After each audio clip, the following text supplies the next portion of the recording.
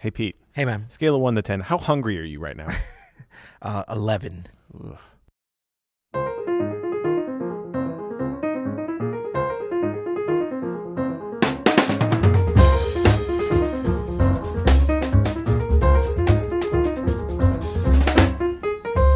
I'm Adam Maness. And I'm Peter Martin. And you're listening to the You'll Hear It podcast. Daily jazz advice coming at you in a very hangry way. Oh, man. Pete's hungry. No, I'm not hungry. I'm hangry, man. We're starting this podcast at 1:40 p.m. Yes. Central Standard Time. Yes. This is right around the time where you're splitting for lunch. Usually. Yeah, and you know what? I think I'm going to be okay, though, actually. Because I want to just plug my own very nutritional vegan protein shake that I had this morning. Okay. Problem is I had it at like 6:45 a.m. And you think that's going to hold you until we're done recording these podcasts? I'm thinking about it. I might need you to hold me just to finish these podcasts. I will not. And it's Friday, too, so it's hump day. So that's another problem. That's not what hump day means, man. Come on, you know that. We haven't talked about it in a while. I got confused again. Well, if you don't want to be confused about transcriptions, yes, check out SoundSlice. How'd you like that segue? That was very good. Our sponsor. Getting to be a pro here. Our lovely sponsor. Our sponsor, SoundSlice. Check it out. Go to soundslice.com/transcribe. It's the greatest transcribing tool on the interwebs. Yeah. It's something that we here at Open Studio use every single day. We love it. We're so proud to have them as our sponsor, and just check it out. It's got an amazing community where you can check out other people's transcriptions, but it has a notation software built into this great browser-based system where you can sync the notation to the video, and you can do it all yourself, and it's incredible. Yeah, absolutely. I second all that. All right, so today we're talking about, we're talking about this until you go crazy from hunger, but no, I'm good. We're talking about how to hear the harmony of a speak pipe. Yes. From Daniel. All right. Hey, Peter and Adam, it's Dan coming to you from Weehawken, place of Baroness Nika, and where Monk lived at the end of his life. Love it here. And I wondered, I'm always thinking about listening and how to use listening to improve my own playing. And I'm good at listening to melodies and finding those in the piano, but I always have trouble listening to harmonies and trying to, for example, find what a pianist is doing with a given voicing, whether it's Bud Powell or Barry Harris or somebody where, they're doing something harmonically interesting and I can't pick out the individual notes. So I wondered if you had any thoughts on strategies for using listening to improve your own harmonies. Thanks a lot, guys. 7 stars. Nice. That's a great question, Daniel. Thanks. Weehawken, man. I only know Weehawken as that. When you come out of the tunnel on your way over to the airport, and then you circle this really cool like Little League baseball field that's like right there by the tunnel, and it just has a big sign. You're talking about going to Jersey. Weehawken. Yeah. Nice. I'll have to check that out.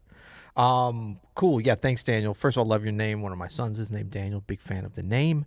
I think that, look, you're talking about listening, so you're always, in our book, you're already on the right path, right? Because we're always like number one listen, and for a reason, because it improves so many different aspects of your musicianship. Now, what you're doing in terms of kind of breaking it down with melodies and harmonies and saying it's easier for you, Daniel, to hear and to develop your listening around melodies and harmonies, that's like very normal. That's pretty much everybody. Yep. And because it's an individual note that's moving along horizontally. So if we start thinking about, vertical versus horizontal and then building up in terms of what our harmonic ability to hear, I think you might want to go, Bud Powell and Monk and Barry Harris, those guys are amazing, and countless others. But you might want to start even a little bit more basic in terms of building up. And I would say really some kind of pop tunes, some simple pop harmony, triadic kind of movement, that sort of thing. And remember, when you're learning harmony, it isn't just the vertical, because harmony becomes interesting when it moves horizontally. And, we could look at it as chord progressions in terms of the form moving along, voicings that a pianist would do two-handed, one-handed, or whatever else. And then also just melodic things that imply harmony. I mean, that's a very important part about it, too. So they're all connected, actually. Yeah, sorry. I took off our headphones too quickly. Cause you might hit a little... Probably use the key station on this. Yeah. But yeah, I agree. Like, getting down to out of the sort of out of the weeds of harmony and being able to hear it in context really helps. I like that you said, start simply with some simple triad things, but you can get these sounds in your ears a lot easier. when I'm listening for harmony, oftentimes I'm not at this point picking out individual notes at all. Yeah. I can hear the shape of things. You can Right. hear these larger intervals in between. I know there's a difference between this and this. Right. Just by I can hear that cluster in the middle. That You know inner what I mean? harmony. That's right. Yeah. And then, just like you said, the context, if I hear this, right, I know that's a major chord in an inversion. And Yeah. then if I hear that, I know how those sounds happen in context because I've Right. just paid attention and heard that so many times. But isn't it also because you're hearing the horizontal, the melodic movement between those voices? Yeah. It's not just about hearing the individual chords. I'm hearing that top note. Yep. And this is maybe where a good place to start. Yep. Start at the outer notes. We've talked Yeah. about this before. Absolutely. So when you hear this, right, I can hear that low note Yeah. and I can hear that. 10th. Major Now 10th. it's a 10th. I know that's a major chord in that second inversion. And then when I hear this, I know what that bass note is, and I know that has to be a major 7 chord. Yeah. Because it still has that E on top. Yeah, maybe. And I think this is an important thing too. I don't know how you feel about this, but when I started kind of trying to really learn to be able to hear different harmonies, and I think still the way that I think about it, because I don't have perfect pitch, so I'm hearing, like a lot of times I can identify the notes though, not from that sort of perfect pitch. It's like I know what that is, but just because I kind of remember it. Yep. But I still am thinking like the way you first said it in terms of like the third and then the major 7th, and not thinking about what key. And even if I'm playing it, I guess I'm kind of thinking it a little more if I'm playing it. But definitely if I'm hearing it, I'm trying to identify the functionality of what's happening, either in a vertical or horizontal way. Yeah. And not worrying about hearing what key it is. And that can really help as you start to like apply what you learn about what, say, jazz pianists that you're listening to, things that you're transcribing or whatever, applying them to your playing, because then you can start to use them potentially in all the different keys a lot earlier than if you're stuck in hearing it just in one key. We talk about this a lot, and I think it's important, and that's good. It's if you can get fast and comfortable with the way things are numbered. Yeah. If I think of this as the 1, right, and I think of that as the 3rd of the 1, and I think, we're going to the 4, and that 7th now is a major 7th. Like, so I don't even have to think like, this is C major triad, F major 7. Right. That's exactly what you were kind of implying. And then beyond that, too, you can start recognizing the shapes of things. So I know very strongly that when that 3rd's on top, it sounds a lot different. I know that's a triad because you could hear the difference there, right? So I would say, Daniel, another step into this is to get familiar with inversions on the piano. And start basic. Start with 3-note Right. triads. Well, the triads are always 3 notes, but I mean, as opposed to diminished 4-note chords, starting with 3 and then go to 4. But I think that hearing, all the different inversions and then really focusing in on how the intervals stack up, because that's what this is. Harmony is always combinations of intervals, and that's where there's a big connection with melody, because melody is always a stringing together of intervals, and so this really goes back to make sure you know all your intervals. A lot of people kind of like, I know all those, right? But do you really know them? Like, can you be tested and identify that and go beyond the octave too? Because like we just had that example where we're going up to the 10th, minor 10th, major 10th. Being able to hear all that. Yeah. And I mean, at first you're kind of having to think about it. You're kind of having to sing. That's fine, because you eventually want to get to it when you hear it. Just like, but to me, it's more important to be able to hear like major 10th than C to E. You know what I mean? Even though now, I know that that's what that is. Well, just being able to identify any combination of these. Yeah. Being able to hear chords that are open as opposed to closed. Here's a C major triad in an open.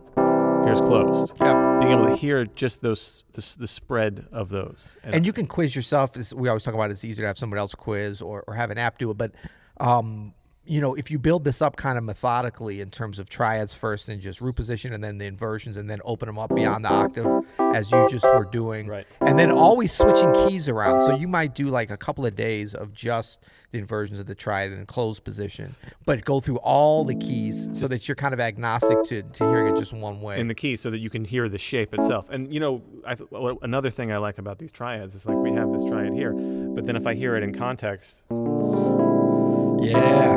you know what I mean? I can hear that sound super easy, and I know the difference between this and... That's planing right there. Oh, no, that's not planing. But you know what I mean? So this is a C major triad on top of a B flat root and shell, or a G triad, or an E minor, I can hear the difference of those pretty clearly and know. Yeah, and I think it really all. I mean, even when you get the triads, and then you get into augmented and diminished, and being able to hear the differences, and then how they start to work together. And once you've heard them enough and can identify even the combinations or the layering of them, you can hear. But it still goes back to intervals. Yeah.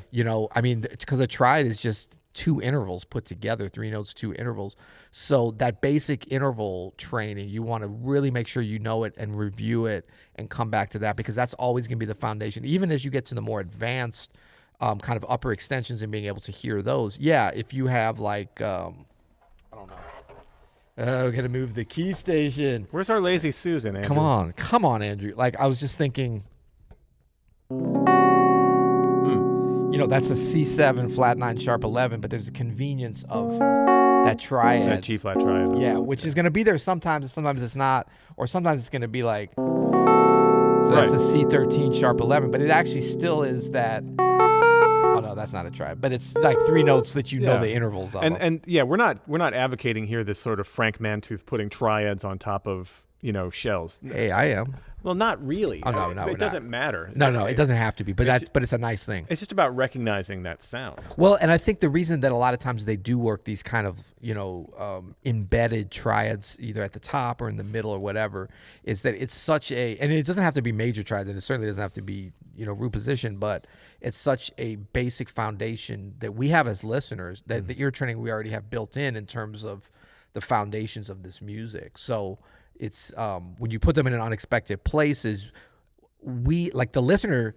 It was like, wow, I like the sound of that. It sounded like springtime or happy or whatever. That's fine. But for us, it's like I like the sound of that. I hear that second inversion triad. That's right. In there, like that's what we have to know. Like we know that it's kind of like, oh, I love that building. It's great. I don't have no idea why it's not falling down, but it's really cool. Whereas the engineer, the architect, is like, I can tell you exactly why it's cantilevered and blah blah blah on this angle. Well, so then this goes into the next level of this is the architect is like, oh, and it's this angle, whatever. It's this style or this whatever. And so I would say, Daniel, the next level of this is actually to transcribe some comping, some people doing harmonic things. And being able to recognize, just like anything else in music, comping and building chords on the piano or guitar has cliches and has things that everybody does. So what? So at this point, you and I can recognize these voicings without thinking about them at all. Just understand the shape or something. I can guess what you're going to do next. Or something like that. I didn't guess that. Or something like this. Sharp 9. Yeah. Minor 9. We all know what minor that 11. is. I know that shape by the sound. Yeah. I know that shape. The tons of shapes I understand. I recognize immediately. Patterns. They're harmonic patterns. I don't have to. 2 chord. You know what I mean? Major 7. I know what that is. Just Elton because. Exactly. But like, or drop 2. That I don't understand. But you can hear it. Yeah. George Shearing. Play me anything. I'll just tell you the first person that pops in my head. Frank Mantooth. No, he was popped in my head because you just mentioned him. So what? Yeah, kind of. Yeah. Oh, sorry. Yeah, close enough. Okay. But no, the idea that there are not, I almost said standard shapes, but there are just common shapes that several generations of jazz pianists have played, or even like down to Bud Powell. Yep. I don't have to think about that. I know that shape. Major So 7, when you major get to 6. know these kind of cliches, these kind of common voicings, it becomes actually super easy to hear the harmony because you're like, Oh, and sing them. Sing them. When you can sing each note, sure. Yeah, do that as you're going. Because like I was just thinking about you playing that dee dee da. No, the Bud Powell on the left hand. Dee da. This major 7 to the major 6.